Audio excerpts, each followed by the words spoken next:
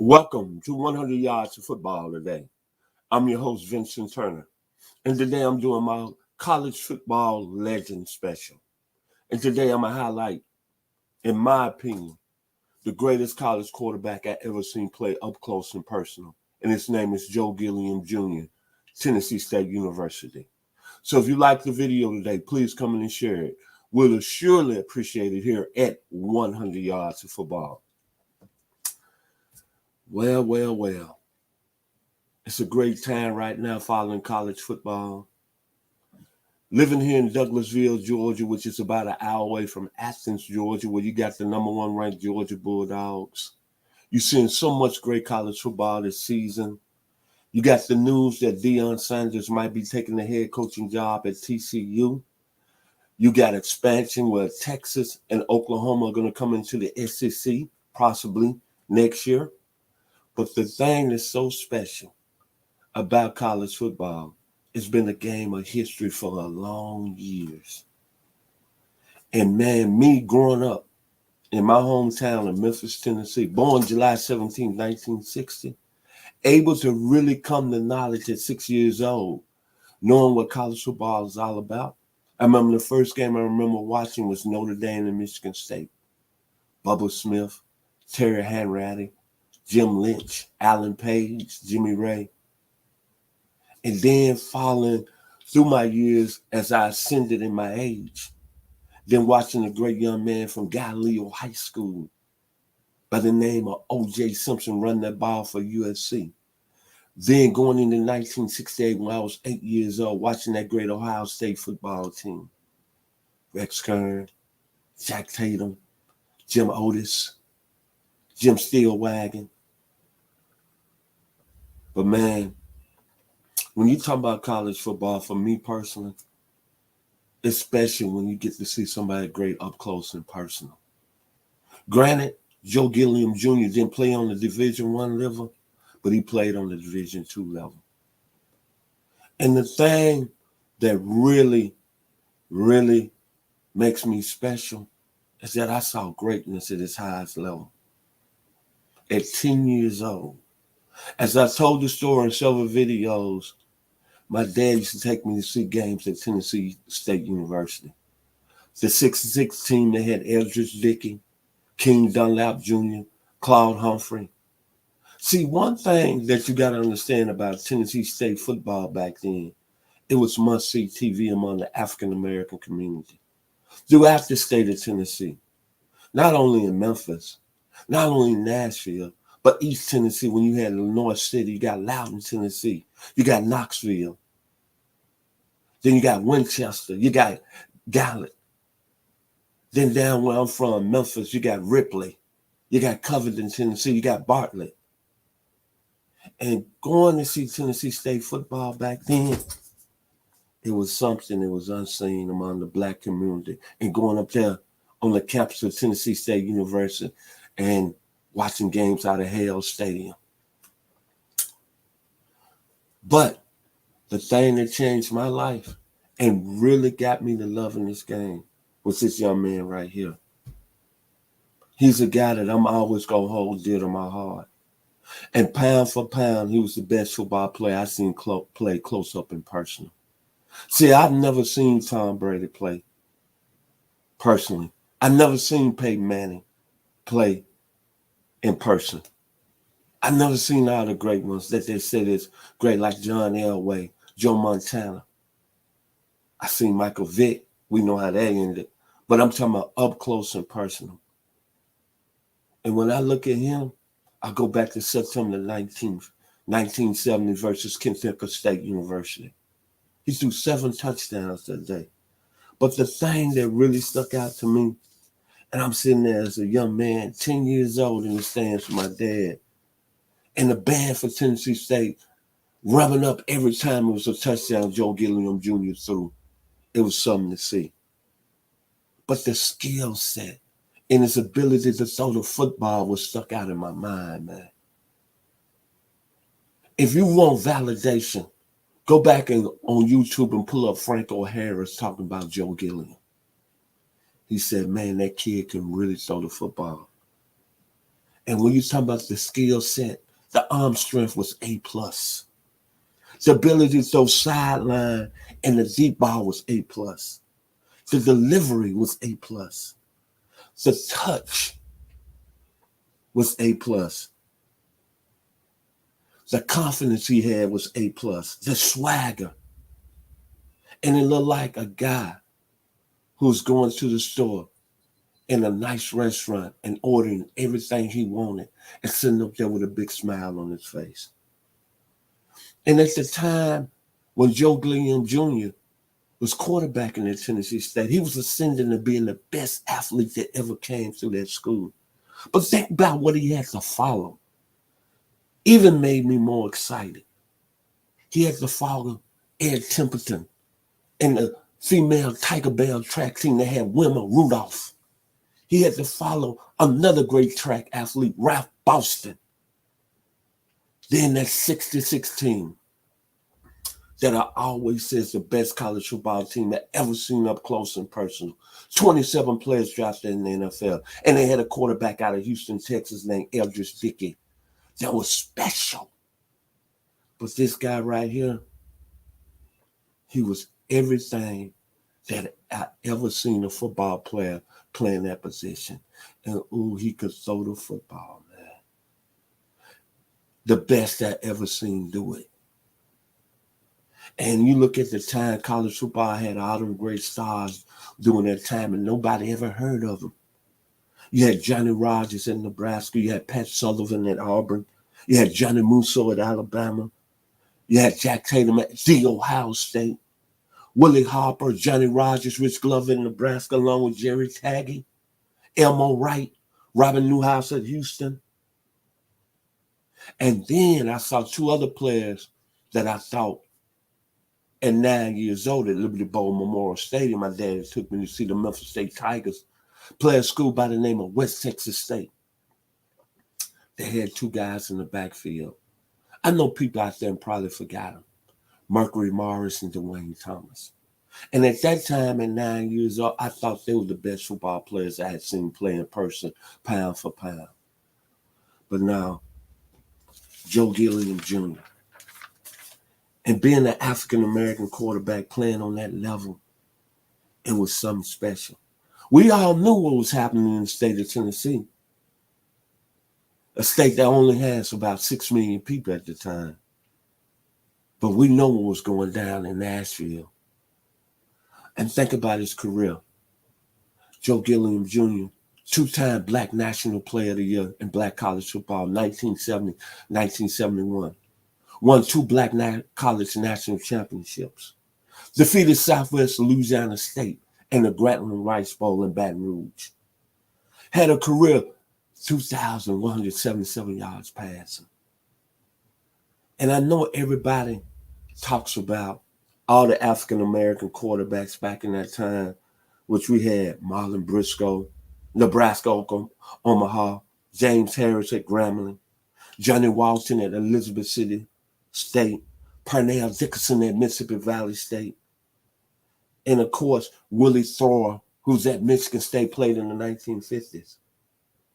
And I know everybody, when they hear about an African-American quarterback, they always talk about Doug Williams' performance in the Super Bowl, his second quarter with 14 minutes, 17 seconds to go, and Doug Williams in a possession time of 5:47 through 4 touchdowns, was 9-11 for 288 yards. And it was probably the greatest performance of any quarterback. But to me, the best Black quarterback that's ever stepped face on a college scene was Joe Gilliam Jr. And it's not even close. He was special, man. He was special. When he got drafted by the Pittsburgh Steelers, ended up becoming a starter. We know what happened there. A guy that made the cover of Sports Illustrated, September 1974, opening game, a 30-0 victory over the Baltimore Colts at the time, was flawless that day. Unbelievable. Even though his career took a turn for worse, we know what happened There was some drug addiction, and he got lost in the shuffle. But I'm going to tell you this. If you go back and ask any Pittsburgh Steelers team of that dynasty that started in the 70s, they would tell you early on Joe Gilliam Jr. had a part to play in that. And it breaks my heart that his career ended that way. But he was able to gather, but it didn't turn right. But I'll tell you this. When he passed on Christmas Day, I believe it was 2010, that was something that hurt my heart. And it's something that I never going to leave me, that Joe Gilliam Jr. was special. And all the people in the state of Tennessee knew how he was special. And the Tennessee State Athletic Department knew how he was special. But he's the best quarterback that I've seen play in person. It was must-see TV. There's no question about it. And I hope one day, when everybody's talking about the African-American quarterback, even in the game today, Lamar Jackson, Russell Wilson, Warren Moon, Randall Cunningham, even you, Doug Williams from Grambling University, even you, James Harris of Grambling, even you, Patrick Mahomes, that y'all give homage to this man right here who was an outstanding football player on the college level. In his first early years in the National Football League with the Pittsburgh Steelers was special. In my lifetime, I'm 61 years old today. Born July 17, 1960. And I still, at this moment, don't think there's ever been a quarterback in the National Football League that's been benched with a 4-1-1 record. Let that sit in for a minute as you watch this video. He was benched with a winning record at 4-1-1. Now, you can look at the history. You can do your research. You can say the reasons why. But he's the only quarterback. One more time that's been benched.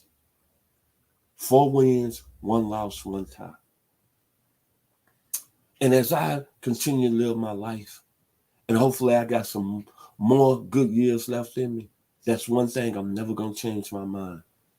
September 19th, 1970. Tennessee State 62, Kentucky State 7. I saw the greatest player that played the quarterback position up close and personal. And nobody's going to change my mind. Nobody's going to drive me any other direction. Go back and do your research. This kid can really throw the football. And I'll tell you how blessed and how honored I am. As I've been doing these videos for the last 2 years here on 100 Yards of Football, and I watched Tom Brady play. I watched Patrick Mahomes and watched Lamar Jackson. I watched Joe Montana in my day. Go back and look what Franco Harris said about him. The Hall of Famer who played in the backfield with the Pittsburgh Steelers.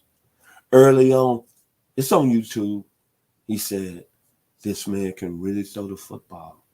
And it was like a ball coming out of a cannon. Like at the Civil War, the North fighting the South. And you know they have them cannons when they shooting them cannonballs.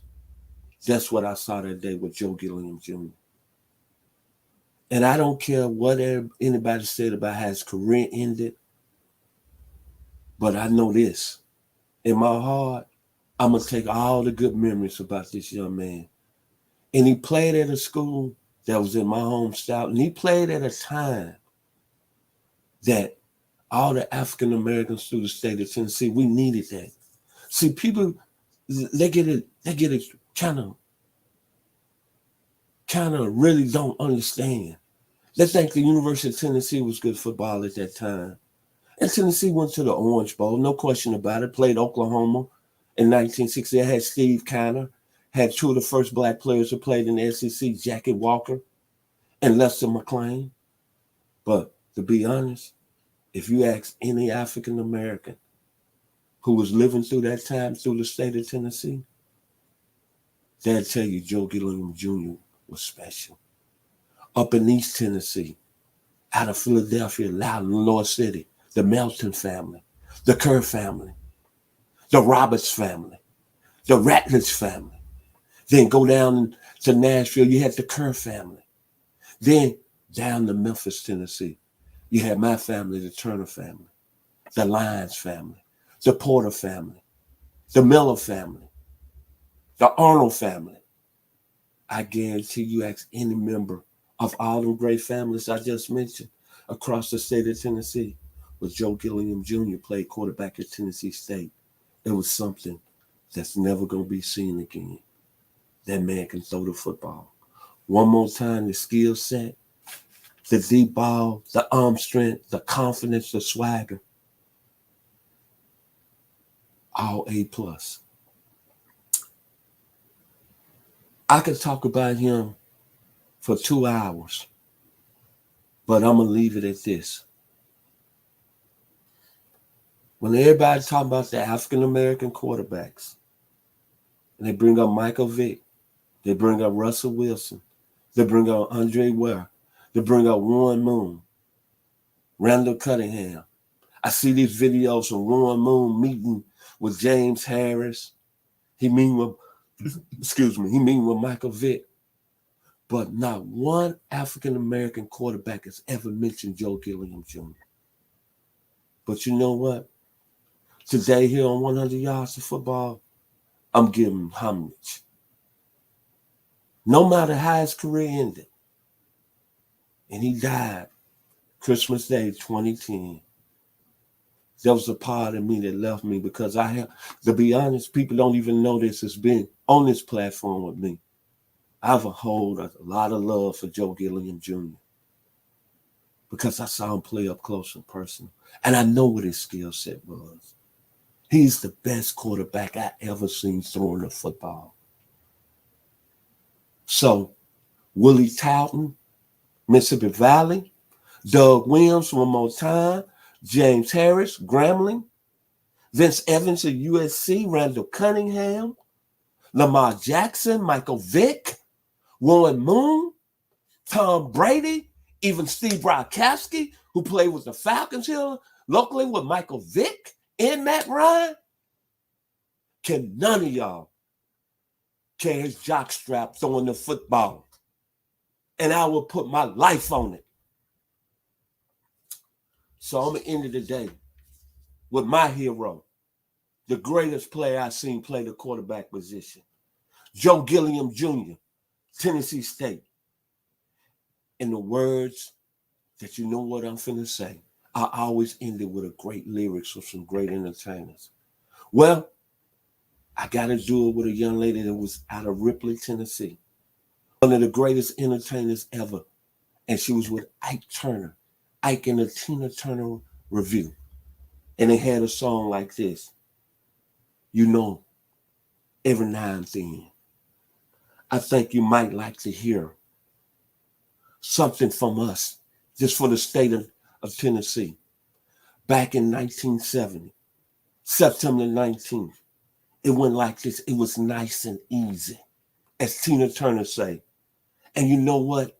The song was Proud Mary. Well, I don't want to hear about Joe Gilliam and his problems and what he did. All I know is right now, and when I walked into that stadium, Hale Stadium, September 19th, 1970, and saw this man throw 7 touchdowns, I'm still to this day, as you look in my face, I'm still proud Mary of Joe Gilliam Jr., Tennessee State University. If you like the video today, please come in and share it. It's been an honor. It's been a pleasure. And I'm very proud and grateful to be able to still be living on some platform and talk about Joe Gilliam Jr., quarterback, Tennessee State University. If you like the video today, please come in and share it. I'd like to say thank you to all the support here at 100 Yards of Football. Right now, we are sending here 100 Yards of Football. And man, it feels great. It feels like I'm flying. So I want to give special thanks to all the people that's got me to where I'm at right now. And hopefully we keep growing and loving and talking about football at its highest level. Number one, to my business partner out of Brooklyn, New York, a brother to me. I couldn't be here without him. His name is Ronald Keebler. Remember that name. The second gentleman in line, I talk to him every other day. His name is Mark Denham, out of Lufkin, Texas. DC Nobles, University of Houston. Then, of course, my man from Oak Ridge, Tennessee. He's put the videos together. We wouldn't be where we at. My man, Mr. Jeremiah Daniel Long, Knoxville, Tennessee finest. Then to the young man that's producing today, the youngest member of 100 Yards Football, West Georgia graduate. He's been doing this thing. He's done an outstanding job for us the last 2 years, Mr. Logan Landers. And then to the staff, my man, who's put up great videos, saw enough to invest in us and be a part of what we're doing. Right now, if I told you I was watching this man play with my father, Chester Turner, back in 1980 in the Orange Bowl, I'm telling you the truth, and I need to be checked into a insane asylum. The great Bobby Butler, I love you. Thank you for being a part. Florida State finest, 12-year veteran Atlanta Falcons. And then, you know how much I love high school football. I've seen some great players. Keith Simpson, Hamilton High School, Raymond Buggs, Hamilton High School, even my own high school, Southside High School, class of 7A, Carson Peoples, Mark Studaway, University of Tennessee, baby. But I could tell you this, the state of Georgia's got some great high school football, and I've been blessed over the last 2 years to have one of the best coaches who's right here and give me the pulse of what's going on in high school football from Redan High School by way of Norfolk State. Thank you, Mr. Kevin the Bull Jones. So if you like the video one more time, please comment and share it. I'm Vincent Turner of 100 Yards of Football. And be blessed for the rest of the week. God has many blessings and prayers. Thank you.